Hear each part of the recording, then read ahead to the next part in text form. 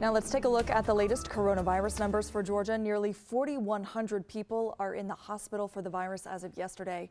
That is still pretty high for us, but it's down from our peak in mid-January. Georgia also reporting more than 2,500 new cases and 43 deaths. Last week, our average was about 109 new deaths each day, so it's a relief to see that number also going down. The nation's top doctors are urging more Americans to get vaccinated, with 32 states, including Georgia, reporting more cases of COVID variants. At least 19 cases of the UK variant have been identified here in Georgia. So let's look at how many vaccines are getting into the arms of Georgians. Take a look at this pie chart. The area in blue shows more than 954,000 vaccines have gone into arms. The area in green represents just over 485,000 doses still sitting in freezers. 92% of vaccines allocated for Georgia have already been shipped here. Now this week, Georgia starts getting a slightly bigger shipment of vaccines from the federal government, but even with the increase, it is not enough to meet the demand. So the Cobb and Douglas Health District have paused all new appointments.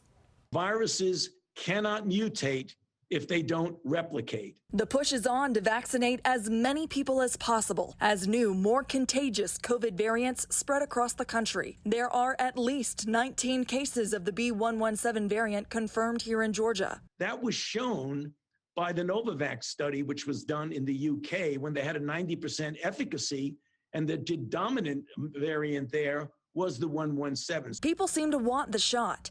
The problem is that counties can't keep up with demand. Starting this week, Georgia will be getting more doses from the federal government. 146,000 doses per week, up from 120,000 doses. But Governor Brian Kemp's spokesman Cody Hall says 26,000 additional vaccines spread over 159 counties and 18 public health districts will not significantly change the current shortage of vaccine supply relative to demand. And we're seeing that play out in Cobb and Douglas counties. They've stopped allowing new appointments altogether, posting a message on its website that they're doing this to, quote, ensure adequate vaccine supply for the currently scheduled appointments, noting that if you already have an appointment, you are not affected.